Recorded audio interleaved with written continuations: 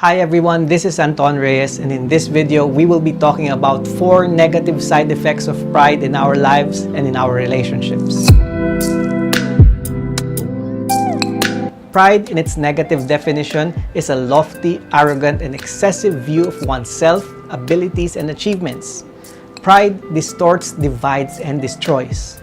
It works like a virus and it spreads to every area of our lives.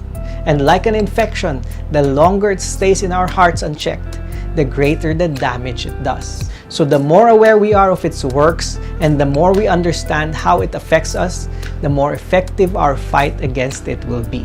Here are 4 things that pride does to a person. Number 1, pride puts us in a negative state. The moment we allow pride to creep into our hearts, it automatically puts us in a negative state. In this state, our perception gets distorted. We start to see and interpret the world from a perspective of negativity. And the longer pride stays in our hearts, the more negative we become as a person. Pride will eventually drain gratitude from our hearts, and slowly we can start losing the ability to see and appreciate the blessings around us. Without gratitude, we become too critical and fault-finding, and this starts a cycle of negativity in our lives that eventually will lead us to losing our joy and our peace. Number 2, pride makes us self-centered and self-valuing. As negativity increases, pride continues its work and transforms us into a self-centered, self-valuing person.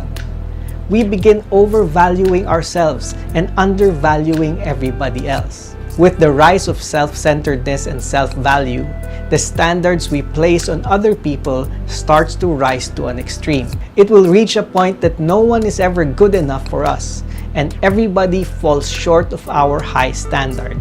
Our spouse, kids, other family members, people who we work with, our friends, none of them will be able to live up to that standard. This high standard produces unrealistic expectations on everyone and everything, and it will leave us in constant disappointment.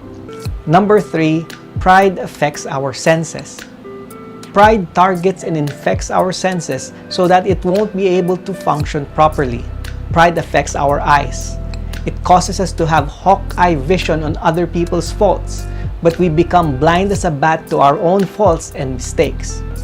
Pride affects our ears. It gives us selective hearing problems. It automatically rejects any form of advice, correction, or criticism that doesn't agree to our position, our ideas, or opinions, and we also take them as a threat. When this happens, our defense system goes up right away. Pride also affects our sense of feeling, making us unable to sympathize and empathize with other people. It prioritizes the protection and expression of our own feelings with no regard to its effect on other people. It hardens our heart to the point that it cannot love. Pride also affects our mind. All that negativity puts our mind into a survival mode, and it becomes very defensive. It's in high alert, it takes offense easily, and is extremely resentful.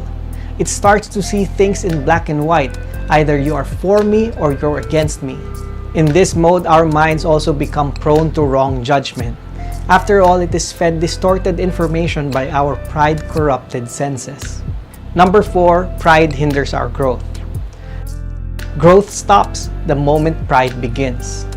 Pride and growth are on 2 opposite ends of a seesaw. When pride rises, growth and learning falls. Why does growth stop? Well, let's compare the learning ability of a humble person to a proud person. A humble person has one game-changing advantage in learning over a proud person. The humble person has many teachers.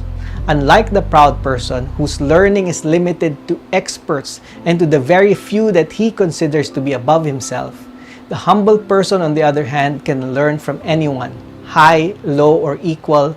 This makes the humble person a greater learner than the proud person. The humble person can also accept correction and criticism from anyone, which is a big part of growth and maturity. A proud person can only accept a limited amount of correction from someone that he considers superior and almost zero amount of correction or criticism from anybody else. These advantages make a humble person a better learner. And when there is much learning, there is also much growth. And when there is much growth, there is maturity. Immaturity, on the other hand, is just another consequence of pride in our life. As we can see from these 4 things I've mentioned, allowing pride to continue unchecked in our hearts will be destructive to ourselves and to our relationships. Let's be intentional in practicing humility in our daily lives. Stop judging people and devaluing them. Learn to forgive and ask forgiveness. Learn to admit your mistakes and accept correction. Learn to value other people's opinions and learn to listen to them. And always keep God at the center of your life and learn to submit to Him.